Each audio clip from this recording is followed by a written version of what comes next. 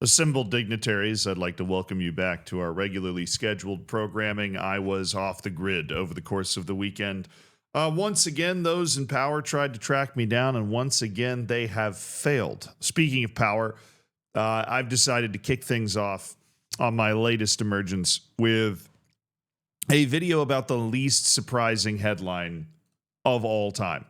I'm just scrolling Reddit, normal day, happen to pop it open before I feel like getting out of bed in the morning, and Alvaro Arbeloa losing the trust of the Real Madrid locker room. It's been like 12 matches, but is anybody surprised?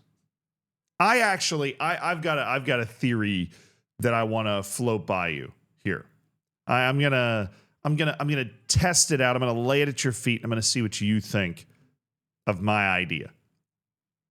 Initially, when Xabi Alonso was let go, relieved of his duties, that was not a mutual interaction as much as they tried to make it seem like it was, and Alvaro Arbeloa came up, I slammed Real Madrid. Slammed them. Because I was like, oh, you're getting rid of one of the best managers of the generation. The signs point to this guy's one of the best managers of the generation. It's not like he's gotten poor results with Real Madrid while trying to crack skulls and kind of get the dressing room aligned. But the dressing room decided that he didn't want to be there, so they moved on from him. So they went to Alvaro Arbeloa, who, I figured in all senses was just not going to be the manager of the club, right? That he was basically an industry plant, a full-blown, my alarm's going off, a full-blown industry plant. So Florentino Perez had complete control over the locker room. Alvaro Arbeloa was literally the coach of the reserve team. He now comes up. He's incredibly grateful for the opportunity. He'll do whatever Florentino tells him to do, and that's that. Right? It's just one of the, like, it is a manager that is now going to be fully subservient to the players themselves. Florentino Perez is handing the keys to the players. And while they have managed to get to the last 16 of the Champions League the long way, they've been knocked out of the Copa del Rey, and they're now 4 points behind Barcelona in the league. Not that Real Madrid only cares about the league when they're winning the league. They kind of pretend that they don't care that the Champions League is way more important when they aren't. But they lost at home to Getafe for the first time in like 17 years. Not to mention Real Madrid's missing its key guy, Kylian Mbappe, who is now apparently headed back to France to try and rehab a knee injury. He's been upset that the whole drink a nice espresso right before the match medical staff that Real Madrid has that, hey, they've won 30,000 Champions Leagues, so they must be doing something the right way, feeding them cheesecake an hour before the game. He's upset with the way that medical staff has been handling everything, so he's gone back to France. That's not going to help Alvaro Arbeloa. But I see something else. I told you I was going to float an idea by you, and then I explained a bunch of other stuff. Here's my thought. This was always Florentino Perez's plan. I think Florentino Perez recognizes that there is a dressing room problem with this team. I don't know what plan that he has to try to fix it. But as much as I dislike Florentino Perez, I do regard him highly in terms of his ability to assess and build a team.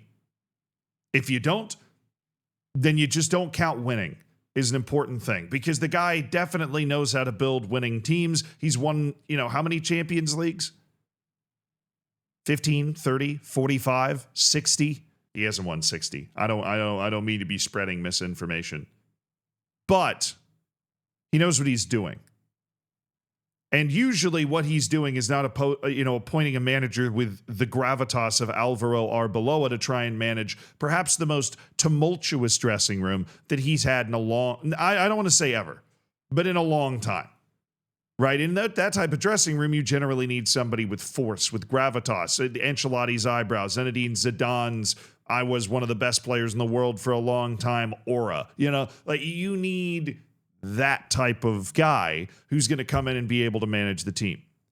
Alvaro Arbeloa is not that guy. Florentino Perez knows Alvaro Arbeloa is not that guy. I think he did this on purpose. I think Arbeloa is a sacrificial lamb. And the sad thing is that probably the person that doesn't know it the most is Alvaro Arbeloa, who's believing that his excellent managerial skills with the reserve team at Real Madrid have somehow earned him a crack at managing the first team.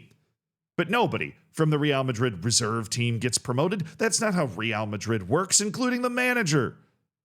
Real Madrid's top down, baby. They sign the best players. They signed the best manager. And Florentino Perez, and what might have been a folly, where I believed he was caving to the players, could have made a play here. I could be wrong, but he could have acknowledged that the dressing room through to the end of this season is going to be a mess. That he brought in this great manager that apparently, reports said maybe he didn't like in Xabi Alonso, and he saw that at least in the court of public opinion, this group of players ate Xabi Alonso up and spat him out. Like one of those birds in planet Earth trying to feed its kids. You know what I mean? Like they just chewed him up and spat him out. Not that Xabi Alonso was any worse for wear for that. He's going to hang out until the end of the season and get an amazing job probably at Liverpool.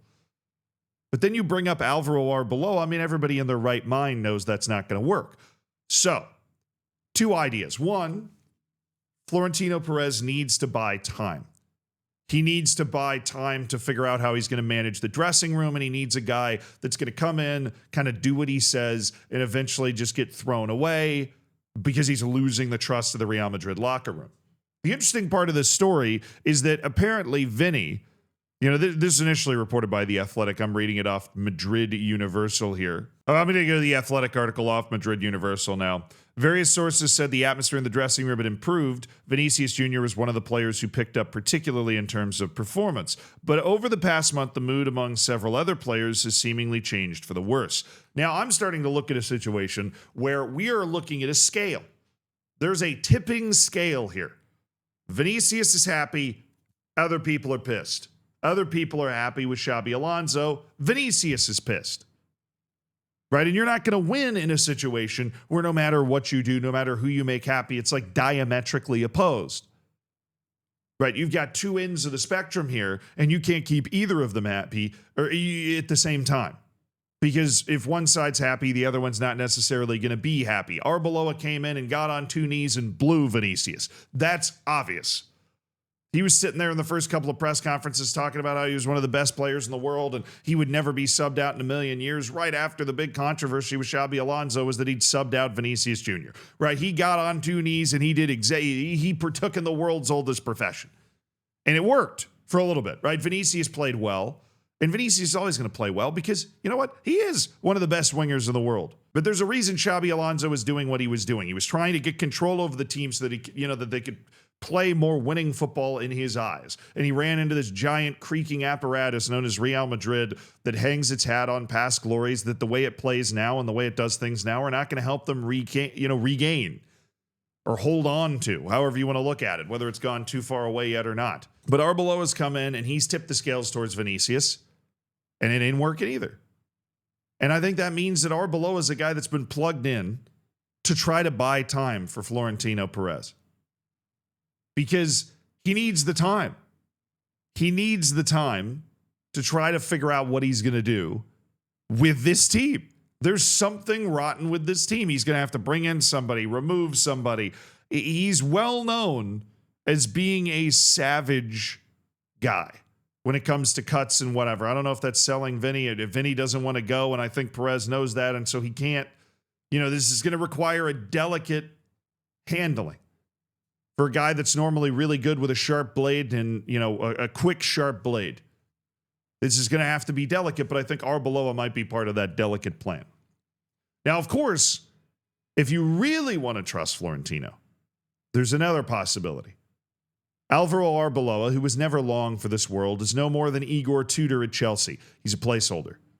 That he comes in, and Florentino already has his eyes on the next manager. I don't know who this would be. I have no idea. But Florentino Perez has done this sort of thing before all the time with players.